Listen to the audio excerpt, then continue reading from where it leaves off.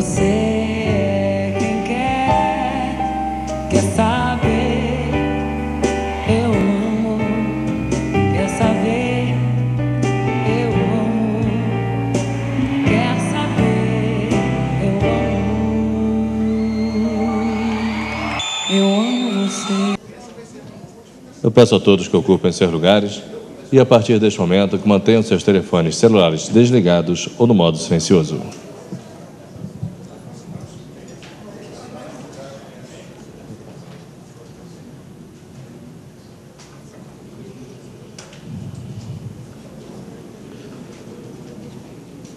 Bom dia a todos. Dando início às atividades do Seminário Internacional de Assistência Farmacêutica, que aborda o tema O Desafio do Acesso a Medicamentos nos Sistemas Públicos de Saúde, teremos a oportunidade de ouvir diferentes abordagens sobre o tema, considerando que a assistência farmacêutica no Sistema Único de Saúde do Brasil vem se estruturando ao longo dos últimos anos, assumindo um papel estratégico como atividade essencial na atenção à saúde da população. O estabelecimento de políticas para a área, entre elas a Política Nacional de Medicamentos e a Política Nacional de Assistência Farmacêutica, partem da prerrogativa de que é necessário construir uma gestão na qual esta área possua relevância nas práticas assistenciais, assegurando o acesso e promovendo o uso racional dos medicamentos. No primeiro painel, teremos a oportunidade de conhecer como outros países enfrentam o desafio do acesso a medicamentos nos sistemas públicos de saúde, com exemplos da Europa, da América do Norte e América do Sul. Convido neste momento para coordenar os trabalhos deste painel, Dr. Fernando Cupertino, assessor do CONAS.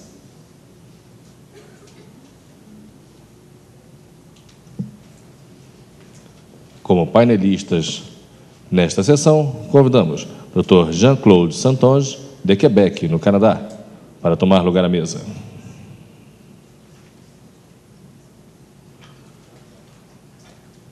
Dr. Jean-Claude é bacharel em Filosofia, com mestrado em Filosofia pela Universidade de Alberta e doutorado em Filosofia pela Universidade Aix-en-Provence e em Socioeconomia pela Universidade de Paris. Dr. Jean-Claude é membro do Comitê Científico da Iniciativa Luso-Francófona para o Acesso ao Medicamento e à Proteção do Cidadão e é autor de vários artigos e livros, entre eles O Reverso da Pílula, de 2006, e Le Dérive de l'Industrie de la Santé, Petit Abécédaire, ambos ainda sem tradução para o português. Nosso outro panelista, Dr. Giuliano Russo, de Portugal, por favor, venha à mesa.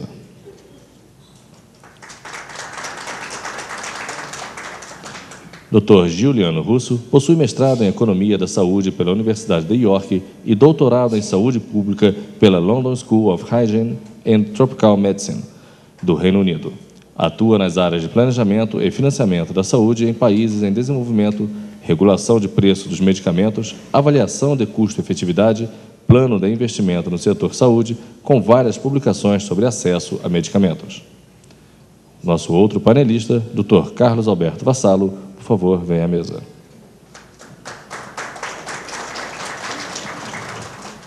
Dr. Vassalo é pós-graduado em Economia e Gestão do Setor Saúde pela Universidade Bocconi de Milão, coordenador do mestrado em Economia da Saúde e Medicamento da Universidade Pompeu Fabra de Barcelona. Atualmente, é professor titular da disciplina de Gerenciamento de Serviços de Saúde da Faculdade de Bioquímica e Ciências Biológicas da Universidade Nacional do Litoral, de Economia das Organizações de Saúde da Universidade de San Andrés, além de outras atividades desenvolvidas na área de pesquisa, junto à OPAS, PNUD e Ministério da Saúde da Argentina.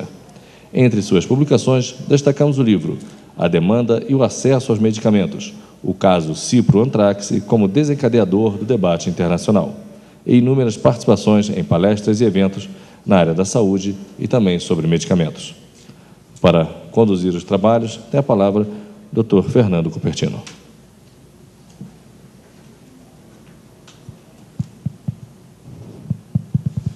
Bom dia a todos. É uma honra, uma alegria estar aqui na coordenação desta mesa e gostaria apenas, de maneira muito rápida, de mencionar a sistemática de nosso trabalho. Cada um dos expositores terá 25 minutos para a sua manifestação, seguidos de mais 5 minutos para as conclusões. E ao final das 3, nós teremos então um espaço de 30 minutos para as perguntas. Haverá microfones à disposição da plateia e a gente pede objetividade, capacidade de síntese nas questões para que o máximo possível de pessoas possa então participar. Com isso, passo a palavra a Jean-Claude Santonge, de Montréal, no Quebec, que vai nos falar sobre os desafios do acesso aos medicamentos dos sistemas públicos de saúde, exemplos da Europa, América do Norte e América do Sul.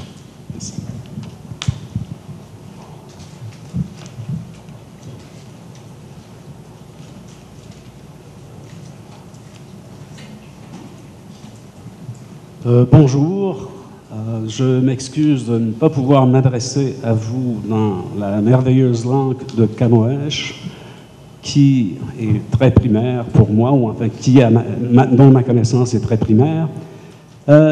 Et j'aimerais tout d'abord remercier tous les participants à ce séminaire, remercier le CONAS pour l'invitation et particulièrement Fernando Cupertino. Je vous envie beaucoup parce que nous aimerions avoir au Québec et au Canada les mêmes hivers que vous, et je suis persuadé que si nous avions les mêmes hivers que vous, les listes d'attente à l'urgence ou les temps d'attente à l'urgence seraient divisés par 5 et notre bonheur serait multiplié par 10. Alors voilà, pour commencer, le titre de ma conférence s'appelle « Des prix du marketing comme obstacle à l'accès aux bons médicaments, l'exemple nord-américain ».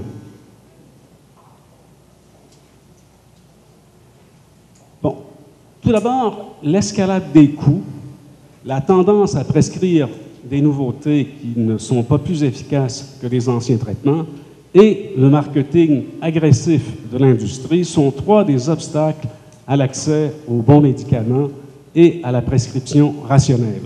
Je n'aborderai pas pour vous ici la tendance à médicaliser les événements normaux de la vie, ce que mon collègue André-Pierre Contandriopoulos appelait hier le trafic des maladies.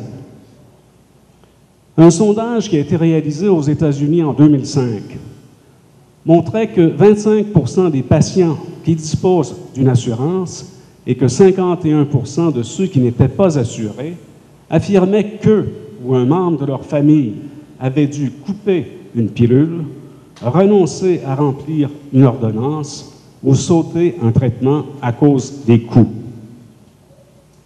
La spirale des coûts. Alors, à l'exception du Mexique, les États-Unis et le Canada sont les 2 seuls pays de l'OCDE où la proportion des dépenses publiques en médicaments est inférieure à celle des dépenses privées, respectivement 30 et 39,2% sur 21 pays déclarants de l'OCDE.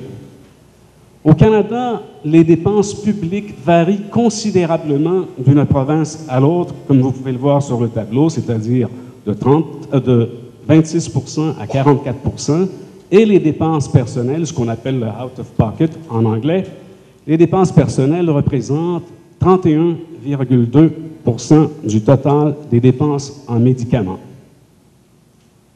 Alors, au Québec, c'est la seule province où tous les citoyens doivent détenir une assurance pour les médicaments sous ordonnance.